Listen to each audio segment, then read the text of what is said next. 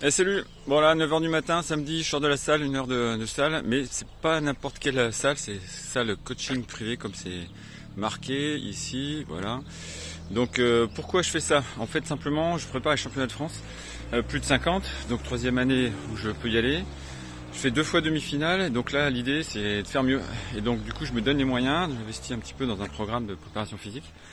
Et en me disant qu'à chaque fois je rajoute quelque chose. Il y a 2 ans, qu'est-ce que j'ai fait? J'ai pris un programme de préparation mentale en fait, et donc ce qui m'a permis de péter pas mal de plafond de verre, donc d'être beaucoup mieux dans ma tête et d'être beaucoup mieux dans ma peau aussi tout simplement. Donc c'était ça. Et l'année dernière, qu'est-ce que j'ai fait? J'ai fait tout un travail sur le matériel, donc notamment mes raquettes, je les ai customisées pour qu'elles soient toutes identiques, c'est-à-dire qu'elles aient toutes le même poids, la même balance.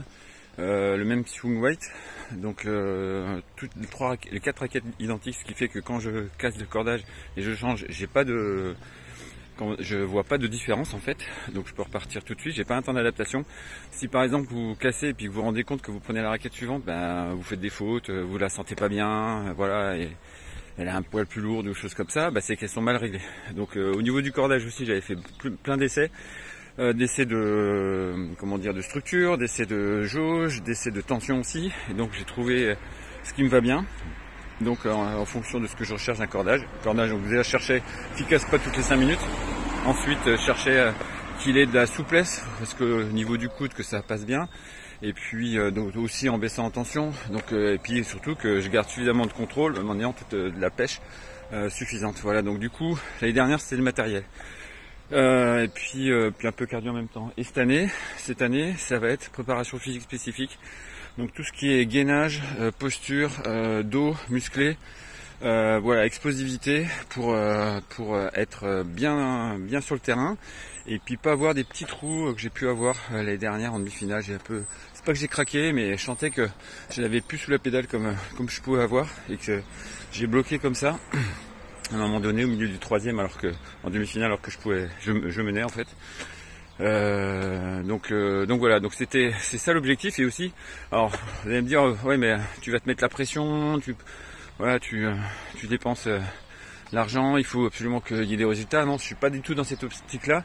Je prends ça comme une échéance qui m'oblige qui me motive à me préparer, et ça fera une préparation physique pour toute la saison de tournoi après qui va suivre. Donc ce qui est important, c'est pourquoi je fais ça. Je fais pas ça pour absolument avoir un résultat, je fais ça pour être bien, et puis pour préparer une saison d'été, et en me disant que je vais me prendre du plaisir encore plus sur le terrain, que je vais moins me blesser, que tout va aller mieux, et que finalement dans ma tête je serai bien quoi.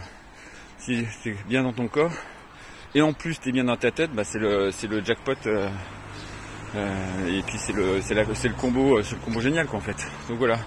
Donc l'important c'est pourquoi on fait ça, et surtout comment on évolue. C'est-à-dire que mes échecs entre guillemets, mes défaites en demi-finale, c'est pas des échecs, c'est des points de passage, c'est des étapes qu'il faut prendre pour pouvoir continuer chaque année à être meilleur. C'est l'idée de progression sans arrêt, et il n'y a pas d'échec. Il peut y avoir un échec sur le court terme, une déception sur le moment. Effectivement, l'année dernière, déçu, je me disant que c'était possible de passer en finale. Mais sur le long terme, il y a toujours une avancée, toujours une progression. Mandela disait, soit j'apprends, soit je gagne. Allez, on continue d'apprendre, même jusqu'à 90 ans. Allez, ciao!